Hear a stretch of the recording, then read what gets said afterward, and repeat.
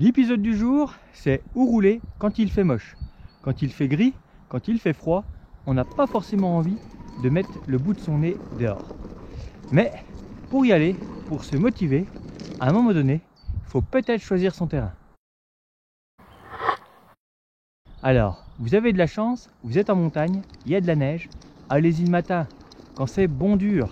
Et là, avant le lever du soleil, vous allez profiter du regel de la nuit. Les images que vous allez emmagasiner sont juste superbes.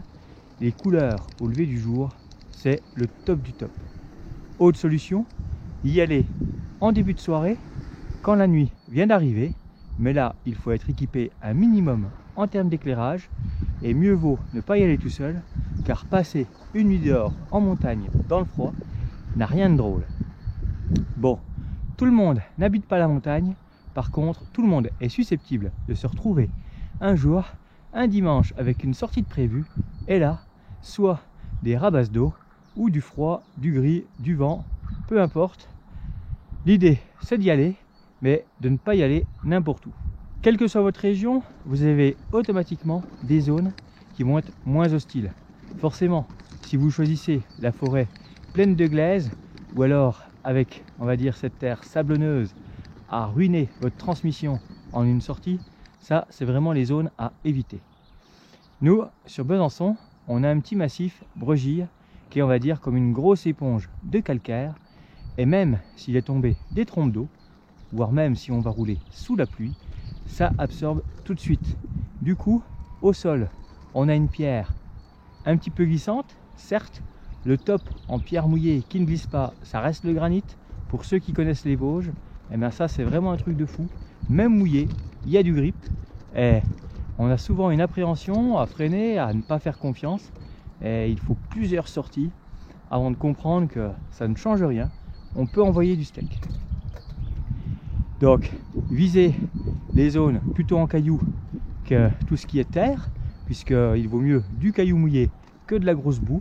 Surtout si votre vélo a peu de dégagement au niveau de la roue arrière. C'est toujours miséreux de se retrouver à chercher le petit bout de bois qui va bien pour nettoyer entre le pneu et le cadre. Et surtout, la vitesse moyenne en prend un coup.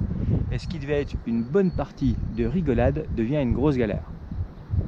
Donc du coup, visez les zones avec plutôt du caillou, ou voire même les sapinettes, car souvent, juste après une pluie, le temps que l'humidité, que l'eau arrive au sol, il y a toujours, on va dire, un petit délai qui nous permet d'aller rouler pendant quelques heures et profiter encore de la tourbe, on va dire en mode pâte à modeler, avant que ça passe au gras. Alors choisissez bien vos coins, et si vous avez une tenue adaptée, et je dis souvent, il n'y a pas de mauvaise météo, il n'y a que des mauvais équipements, et bien si vous avez la bonne tenue, vous allez vraiment pouvoir rouler par tous les temps et prendre régulièrement du plaisir.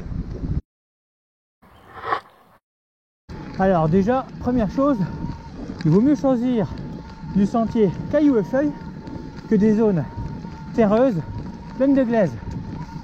On se salit moins, ça ne bourre pas. Donc en choisissant des zones qui géologiquement font éponge, et ben au moins on a beaucoup plus de chances de rentrer propre. Alors par mauvais temps, l'astuce c'est de faire du technique dans des zones caillouteuses. Comme ça, ben, ça permet de s'entraîner, de travailler l'équilibre sur le vélo, la motricité, et sans trop se salir. Donc ça, comme ça, eh ben, c'est vraiment bénéfique. Ça peut que servir pour les jours de beau temps. Prier cette adhérence. S'imaginer des petites zones, toujours composées avec des éléments. Choisir la bonne vitesse. Ça, c'est vraiment le genre de bêtises que vous pouvez faire quand il fait un temps pas terrible. Donc voilà, hein, je dirais que à vous de vous imaginer des zones, des contraintes, pour vous habituer à votre vélo, à son gabarit. Voilà, là par exemple, eh ben, je viens de faire comme s'il s'agissait d'une épingle super serrée. Voilà. Alors là, j'allais la prendre dans l'autre sens. Et ça, c'est le genre d'exercice tout bête. Mais après, Alors, ça marche pas forcément à tous les coups. Hop là. Et bien là, on est tenace. Je vais essayer avec une dent de plus. Et voilà, l'idée, c'est de reproduire des situations qu'on peut retrouver sur un sentier de montagne. Et voilà, et dans un mouchoir de poche, dans quelques mètres carrés, on peut vraiment s'entraîner qualitativement.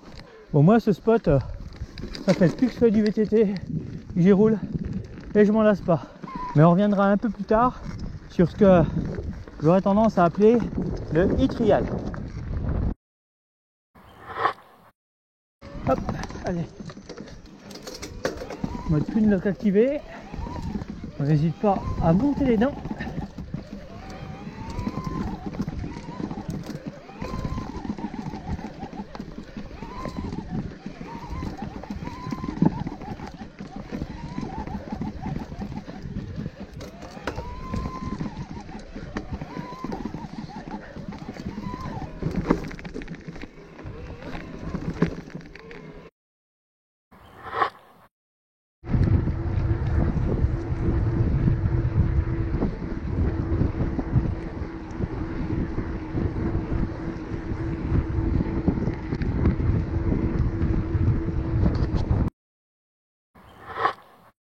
Bon, et bien voilà, j'espère que ces petits conseils vous donneront des idées pour trouver votre nouveau spot durant l'hiver ou les jours à la météo maussade.